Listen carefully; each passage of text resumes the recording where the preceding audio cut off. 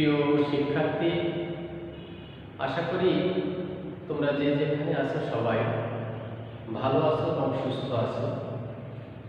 আমি নিত্যানন্দ কুমার বিশ্বাস, প্রভাষক হিসাব বিজ্ঞান বিভাগ, দিগরাজ ডিগ্রি মহাবিদ্যালয়ের পক্ষ থেকে তোমাদের অনলাইন ক্লাসে শুভেচ্ছা জানাচ্ছি। তোমরা আজকের ক্লাসে মনোনিবেশ করো। আজ আমি দ্বাদশ শ্রেণীর হিসাব বিজ্ঞান বিভাগের বিষয়ে দ্বিতীয় পত্রের ষষ্ঠ অধ্যায় আর্থিক বিবরণী বিশ্লেষণ এই চ্যাপ্টার নিয়ে তোমাদের সাথে প্রাথমিকভাবে আলোচনা করব। তো দেখো, বাংলাদেশ সরকার কোভিড-19 প্রেক্ষিতে 2022 সালের এইচএসসি পরীক্ষার পুনর্বিন্যাসকৃত পাঠ্যসূচি যেটা প্রণয়ন করেছে, সেই পাঠ্যসূচির আলোকে আজ আমি আর্থিক বিবরণী বিশ্লেষণ এই চ্যাপ্টার নিয়ে, এই অধ্যায় নিয়ে আমি তোমাদের সাথে প্রাথমিক আলোচনাটা করব। তো আর্থিক বিবরণী আর আর্থিক বিবরণী বিশ্লেষণ, তো আমরা জানি হিসাব বিজ্ঞানের যে চূড়ান্ত যে ধাপটা, অর্থাৎ কোনো প্রতিষ্ঠানের আর্থিক অবস্থা জানার জন্য একটা নির্দিষ্ট আর্থিক বছর শেষে যে উদ্বৃত্তপত্র বা আর্থিক বিবরণী প্রকাশ করে থাকে, সেই আর্থিক বিবরণীকে আবার বিচার বিশ্লেষণ করে পুঙ্খানুপুঙ্খভাবে যে পর্যালোচনা করা হয়, সেটাই হচ্ছে আর্থিক বিবরণী বিশ্লেষণ। তো আমরা এটাকে বলে থাকি কি, অনুপাত বিশ্লেষণ বা রেশিও অ্যানালাইসিস। তো এই অনুপাত বিশ্লেষণ বা অনুপাতটা কি? দুটি প্রাসঙ্গিক বিষয়ের মধ্যে পারস্পরিক সম্পর্কের সংখ্যাগত প্রকাশকেই অনুপাত বলা হয়।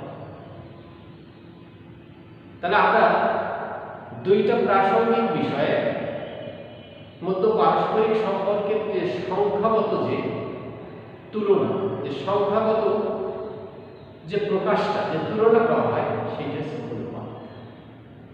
এই অনুপাত একটি বিষয়ের সাথে আর একটা বিষয়ের তুলনামূলক সম্পর্ককে আমরা বুঝে থাকি এবং যা গাণিতিক বিভাজনের মাধ্যমে আমরা প্রকাশ করি। সেখানে কি হয়, যেমন এই গাণিতিক বিভাজনের মাধ্যমে প্রকাশ করলে দশমিক, শতকরা এবং ভগ্নাংশ এভাবে আমরা প্রকাশ করতে পারি, অর্থাৎ ভগ্নাংশ, দশমিক এবং শতকরা। তো আমি এখানে ছোট্ট একটা উদাহরণ আমি তোমাদের দিতে চাই। ধরো কোনো একটা কলেজে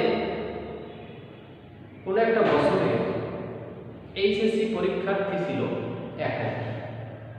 তো সেই 1000 পরীক্ষার্থীর ভিতর 700 জন পরীক্ষার্থী যথাযথভাবে উত্তীর্ণ হয়েছে, অর্থাৎ পাস করেছে, আর 300 জন ফেল করেছে বা অকৃতকার্য হয়েছে।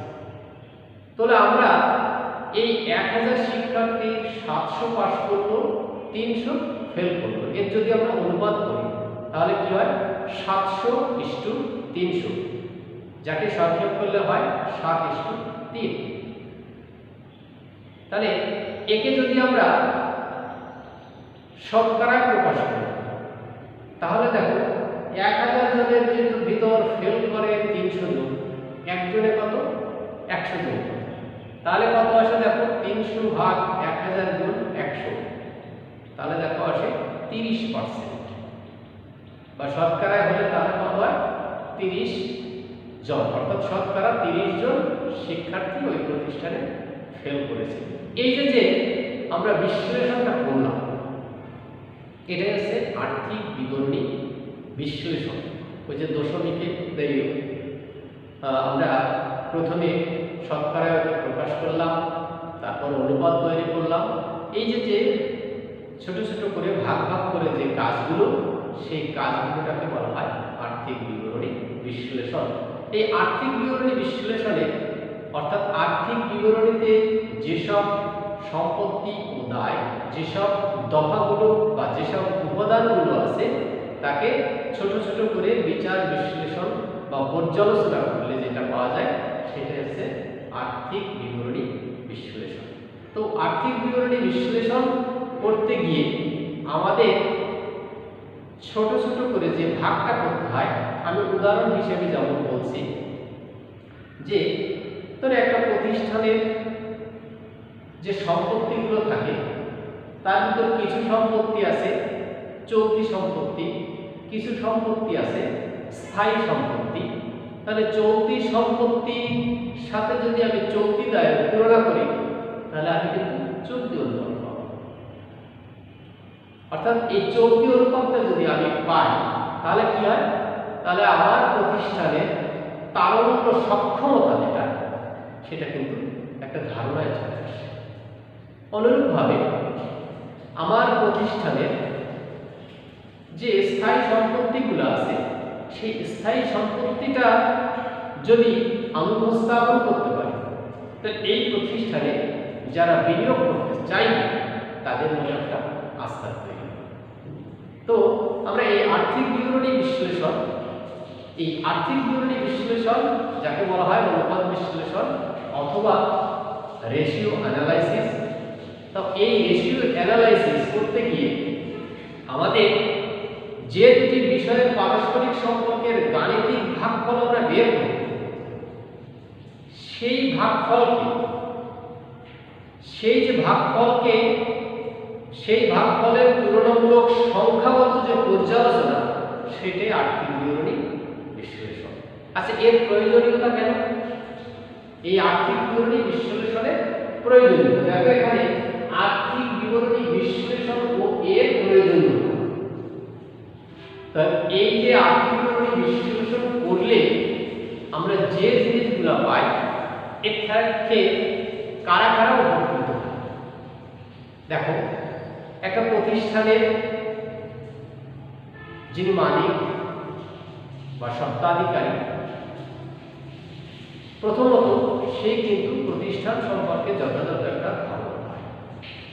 এরপর ঋণদাতা আছে, পাওনাদার আছে, বিনিয়োগকারী আছে, কর্মচারী আছে, ইত্যাদি ইত্যাদি অন্য যেসব পক্ষগুলো আছে তারাও কিন্তু এই প্রতিষ্ঠান সম্পর্কে একটা সুস্পষ্ট ধারণা পায়। এখন সুষ্ঠু দক্ষ একজন ব্যবস্থাপক যিনি এই আর্থিক বিবরণী যথাযথভাবে বিশ্লেষণ করে নিজের এবং অন্যান্য পক্ষের যে উপকার, যে ধারণা, যে সুস্পষ্ট ধারণা তৈরি করে দিতে পারে, সেই সুস্পষ্ট ধারণা যেটা সেটি হচ্ছে আমাদের বিশেষভাবে প্রয়োজন। আর এই যে কলা কৌশল বা এই যে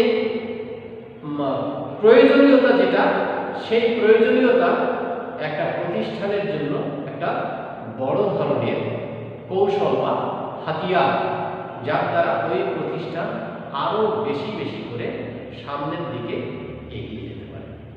তো আমরা দেখি আর্থিক বিবরণী বিশ্লেষণ প্রয়োজনীয়তা যেমন ব্যবস্থাপনার ক্ষেত্রে কিন্তু প্রয়োজনীয়তা আছে। প্রতিষ্ঠানটা কিভাবে চলছে বছর শেষে ছোট ছোট করে ভাগ করে এর যদি তুলনামূলক বিচার বিশ্লেষণ একজন ব্যবস্থাপক করতে পারে তাহলে আগামী দিনে তার কর্ম পরিকল্পনা ঠিক সেভাবে তৈরি করতে পারে। তাহলে ব্যবস্থাপকের এই আর্থিক বিবরণী বিশ্লেষণ করে তার নিজের তথা প্রতিষ্ঠানের উপকার কিন্তু সে নিজেই বের করতে পারে। এরপর দেখো তারল্য অবস্থাটা, ওই যে আমি একটু আগে বললাম যে আমরা চলতি সম্পত্তি আর চলতি দায়ের যে তুলনাটা করব, সেই তুলনার মাধ্যমে আমরা তৃতীয় পক্ষ অর্থাৎ পাওনাদার বা দেনাদার যে পাওনাদার তারা কিন্তু সুস্পষ্ট একটা ধারণা হয় যে এই প্রতিষ্ঠানের দায় চলতি দায় মেটানোর সক্ষমতা কেমন।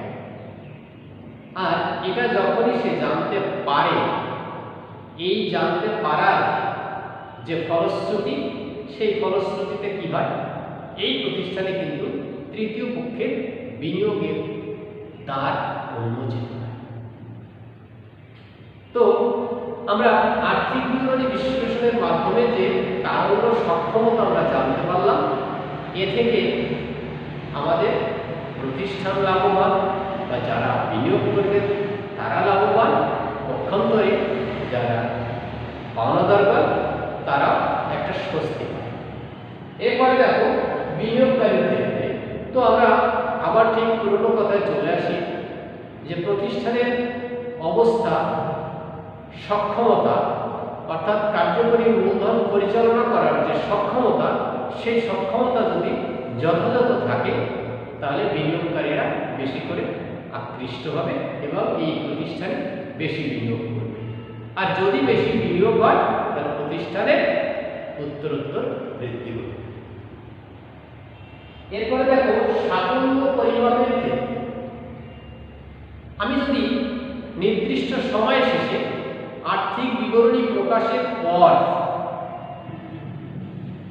ছোট ছোট করে ওর এক একটা উপাদানকে বিচার বিশ্লেষণ করি, তাহলে যেখানটায় আমার ঘাটতি আছে সেই ঘাটতিটা যদি আমি খুঁজে বের করতে পারি, তাহলেই কিন্তু আমার সাফল্য পরিমাপ করতে সুবিধা হবে। অর্থাৎ আমার কোন দিকে বেশি মনোযোগ দেওয়া দরকার প্রতিষ্ঠানের স্বার্থে, সেটা আমি জানতে পারি। এরপরে দেখো ব্যয় নিয়ন্ত্রণ ও খরচ নিয়ন্ত্রণ। আমি পূর্ববর্তী বছরের খরচটা এই বছরের খরচের সাথে যদি যথাযথভাবে তুলনা করতে পারি, তাহলে কোন খরচটা আমার বেশি হয়েছিল আর কোনটা আমার নিয়ন্ত্রণ করা যায় সেটা কিন্তু আমি সহজেই বের করতে পারবো।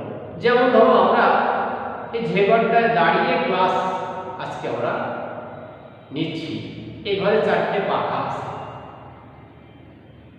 এই 4টে পাখা হয়তো কোনো কোনো সময় 4টে পাখা এক সময় না চালালেও আমার এই রুমে কাজ করতে কোনো অসুবিধা হয়। তাহলে আমার যে বৈদ্যুতিক যে সাশ্রয় সেটা কিন্তু আমি নিজে করতে পারি। এরকমভাবে ছোট ছোট বিষয়ে যে ছোট ছোট যে খরচটা সেটা আমি নিজেও কিন্তু নিয়ন্ত্রণ করতে পারি। যেমন আমার আজকে যদি এত 100 ইউনিট মাল উৎপাদন করতে হয়, তাহলে সেই 100 ইউনিট মালের জন্য আমার কতটুকু শ্রমিক নিয়োগ করতে হবে, কোন খরচটা কতটুকু করতে হবে, এর একটা ধারণা আমি পেতে পারি। তাহলে ব্যয়টা নিরূপণ এবং নিয়ন্ত্রণ করা সম্ভব। নিরীক্ষার ক্ষেত্রে আমরা জানি প্রত্যেক প্রতিষ্ঠানে একটা নির্দিষ্ট সময় শেষে যে হিসাব বিবরণী প্রস্তুত করে, সেই হিসাব বিবরণী প্রস্তুত করার পর একজন নিরীক্ষক দিয়ে ওটাকে নিরীক্ষা করানো হয়, পরীক্ষা করানো হয়, ভুল ত্রুটি আছে কিনা যাচাই করা হয়। তো আমি ছোট ছোট করে ভাগ করে এক একটা বিষয়ে যদি বিচার বিশ্লেষণ সঠিকভাবে করতে পারি, তাহলে আমার ভুল ত্রুটির সম্ভাবনাটা কমে যায়, একাধারে প্রতিষ্ঠানের সাফল্যের দুয়ার উন্মোচিত হয় এবং যিনি নিরীক্ষা কার্য সম্পাদন করেন তারও কাজের সহযোগিতা হয়। এরপর দেখো ব্যবস্থাপনার দক্ষতা যাচাই। যিনি প্রতিষ্ঠান পরিচালনা করেন, যে ব্যবস্থাপক, সে যদি এক নজরে তার ব্যবসায়ের প্রত্যেকটা উপাদান নিজে আয়ত্তে রাখতে হবে,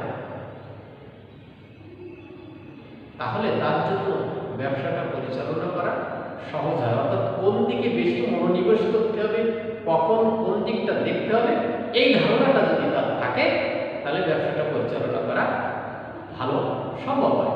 তো এইটা কখন সে দেখতে পারে?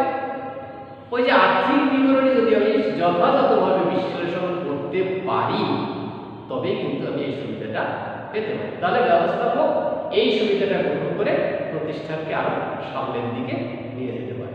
এরপরে দেখো আর্থিক সচ্ছলতা যাচাইয়ের ক্ষেত্রে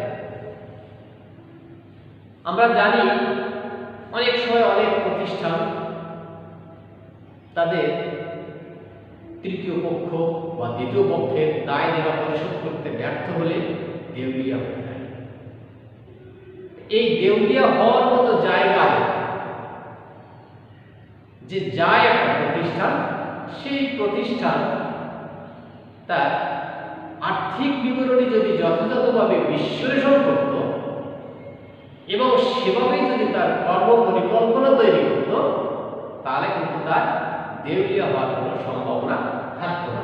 তাহলে যে আর্থিক সচ্ছলতা যদি জানা যায়, আমার আর্থিক সচ্ছলতা যদি আমি জানি, তাহলে আমি যে লোকে বা তৃতীয় পক্ষ বা পাওনাদার বা ঋণদাতা তাদের দায় দেনা পরিশোধ করার সামর্থ্য আমার কতটুকু আছে এটাও আমি জানতে পারি। তাহলে আর্থিক সচ্ছলতা যাচাইয়ের ক্ষেত্রেও আর্থিক বিবরণী বিশ্লেষণের প্রয়োজনীয়তা অপরিসীম। এরপর দেখো মুনাফা অর্জনের সক্ষমতা যাচাই, অর্থাৎ মুনাফা এবছরের মোট মুনাফা, মোট বিক্রয় বা নেট মুনাফা বা নেট বিক্রয় এর যে তুলনা, অর্থাৎ আমার মোট মুনাফা সাথে পরিচালন ব্যয় কত, সেই পরিচালন ব্যয় বাদ দিলে আমার নেট মুনাফার হার কত বা গত সালের মোট মুনাফার হার আমার কত ছিল, এই যে বিচার বা বিশ্লেষণ এটা যদি আমি করতে পারি তাহলে মুনাফা অর্জনের সক্ষমতা আমার কেমন ছিল বা আমার কেমন হবে এই ধারণাটা আমার তৈরি হবে। কিসের মাধ্যমে? আর্থিক বিবরণী যথাযথভাবে যদি আমি বিশ্লেষণ করতে পারি। আর এই আর্থিক বিবরণী যথাযথ বিশ্লেষণ করার যে প্রয়োজনীয়তা সেটা কিন্তু মুনাফা অর্জনের ক্ষেত্রে বিশেষভাবে একটা প্রভাব ফেলে। এরপরে দেখো পূর্বাভাস প্রচারের ক্ষেত্রে এই যে পূর্বাভাস আমি আগের থেকে যদি বুঝতে পারি, অর্থাৎ বিগত দিনের বিচার বিশ্লেষণ যদি আমার সঠিক হয় তাহলে আগামীতে আমার কর্ম পরিকল্পনাটা সঠিক হওয়ার সম্ভাবনাটা থাকে বেশি। তো এর মধ্যে আমার কি কাজ করে? ওই যে আর্থিক বিবরণীর যে বিশ্লেষণ এটা যদি আমি যথাযথভাবে করতে পারি, আমরা দেখো অনেক সময় এই যে আমরা কয়েকদিন আগে ইয়াস ঝড় মোকাবেলা করলাম, আবহাওয়া দপ্তর যেভাবে আমাদের পূর্বাভাস দিয়েছে এবং সাধারণ মানুষকে যেভাবে সচেতন করে তুলেছে,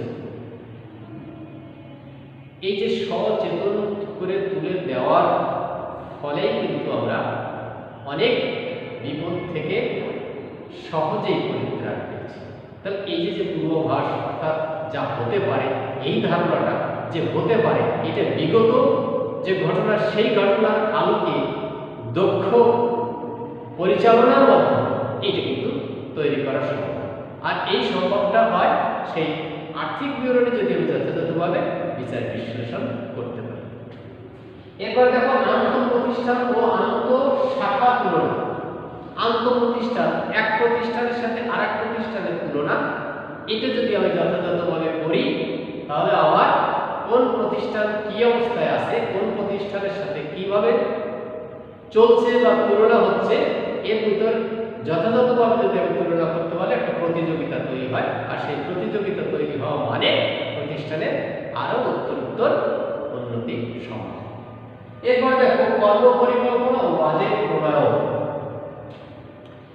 এবছরের আর্থিক বিবরণীর সামগ্রিক যে বিচার বিশ্লেষণ, এই বিশ্লেষণ থেকে আমরা আগামী বছর কিভাবে আমাদের প্রতিষ্ঠান বা আমাদের কারবার চলবে এর একটা আমরা ধারণা তৈরি করতে পারি। আর এই ধারণা অর্থাৎ এই ধারণার আলোকেই আমরা বাজেট প্রণয়ন করে থাকি। তাহলে আর্থিক বিবরণী বিশ্লেষণের মাধ্যমে আমরা সেই সুন্দর বাজেটটা আগামী দিনের জন্য উপস্থাপন করতে পারি। তাহলে একেবারে দেখা গেল কি, একটা নির্দিষ্ট সময় শেষে আর্থিক অবস্থা জানার জন্য আর্থিক বিবরণী প্রস্তুত করা হয়, আর সেই আর্থিক বিবরণীর যে বিভিন্ন উপাদান আছে সেই উপাদানগুলোকে ছোট ছোট করে একটার সাথে সংশ্লিষ্ট আরেকটা পারস্পরিক যে সংখ্যাগত তুলনা, সেই তুলনা যেটা সেটি অনুবাদ আর তার বিচার আর বিশ্লেষণ করে আমরা যেটা পাই সেটা হচ্ছে আর্থিক বিবরণী বিশ্লেষণ। এর প্রয়োজনীয়তা আমাদের কি জন্য? এর প্রয়োজনীয়তা আমাদের ব্যবস্থাপনার ক্ষেত্রে, তারুণ্য অবস্থা জানার ক্ষেত্রে, বিনিয়োগকারীর ক্ষেত্রে, সাফল্য পরিমাপের ক্ষেত্রে, ব্যয় নির্ভর খরচ নিয়ন্ত্রণ নিরীক্ষার ক্ষেত্রে, ব্যবস্থাপনার দক্ষতা যাচাইয়ের ক্ষেত্রে, আর্থিক সচ্ছলতা যাচাইয়ের ক্ষেত্রে, মুনাফা অর্জনের সক্ষমতা যাচাইয়ের ক্ষেত্রে, পূর্বাভাস প্রচারের ক্ষেত্রে, আন্তঃপ্রতিষ্ঠান আন্তঃশাখা তুলনা এবং কর্মপরিকল্পনা ও বাজেট প্রণয়নের ক্ষেত্রে। তাহলে এই কাজগুলো যদি আমি যথাযথভাবে সম্পাদন করতে পারি তাহলে প্রতিষ্ঠানের উন্নতি অবশ্যই সম্ভব। আর এর মূলে যে কাজটা সেটা হচ্ছে আমার আর্থিক বিবরণী যথাযথভাবে বিচার বিশ্লেষণ করা। তো আজকে আমরা এই পর্যন্তই ক্লাস শেষ করব। আগামী দিনে আমরা এই চ্যাপ্টারের যে অঙ্কগুলো আছে অর্থাৎ প্রয়োগ, এই কথাগুলো আমরা প্রয়োগ দেখাবো। তো এই আগামী ক্লাসে আমরা সবাই মনোনিবেশ করব ওই বিষয়ের উপর, সেই আশাবাদ ব্যক্ত করে আজকের মতো এখানে অনলাইন ক্লাস থেকে আমি তোমাদের কাছ থেকে বিদায় নিচ্ছি। ভালো থেকো, স্বাস্থ্যসম্মতভাবে চলাচল করো, আর বেশি বেশি করে পড়ালেখার সাথে সংযুক্ত থাকো। একাধারে স্বাস্থ্য ভালো থাকবে, মন ভালো থাকবে, আর সৃষ্টিকর্তার কাছে প্রার্থনা করবে আমরা যেন সশরীরে খুব তাড়াতাড়ি ক্লাসে ফিরতে পারি। এই আশাবাদ ব্যক্ত করে আবারও ধন্যবাদ জানিয়ে তোমাদের কাছ থেকে বিদায় নিচ্ছি। ভালো থেকো, ধন্যবাদ।